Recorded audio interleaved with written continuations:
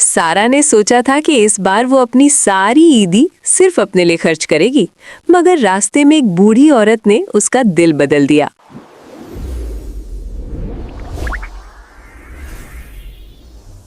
Tension को किल कर दो।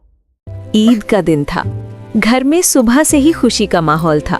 सारा ने नया जोड़ा पहना, चूड़ियां पहनी और खुशी खुशी सबसे मिलने लगी।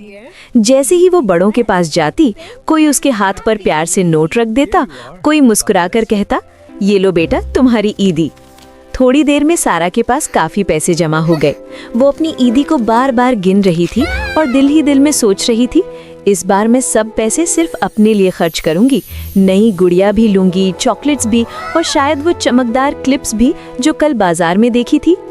नमाज और मिलने जुलने के बाद सारा अपनी अम्मी के साथ घर वापस आ रही थी। रास्ते में बाजार के कोने पर एक बूढ़ी औरत बैठी थी। उसके चेहरे पर परेशानी साफ नजर आ रही थी। वो बार बार अपने हाथ में पकड़ी पुरानी सी पर्ची को देखती और फिर आसपास नजर घुमा लेती, जैसे किसी मदद की उम्मीद हो।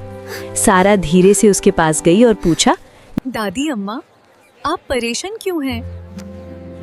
बूढ़ी औरत ने कमजोर सी आवाज में कहा, बेटा, डॉक्टर ने दवा लिख कर दी है, लेकिन मेरे पास इतने पैसे नहीं कि मैं दवा खरीद सकूं।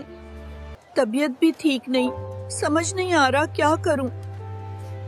सारा ने फौरन अपनी ईदी को जोर से पकड़ लिया। उसके जहन में अपनी गुड़िया, चॉकलेट्स और क्लिप्स घूमने लगे। एक पल के लिए उसने सोचा, मैं इतनी मुश्किल से तो ईदी जमा की है, मगर फिर उसने बूढ़ी औरत का उदास चेहरा देखा। उसका दिल पिघल गया। सारा ने अपनी मुट्ठी खोली, ईदी में से कुछ पैसे निकाले और प्यार से उनके हाथ पर रख दिए।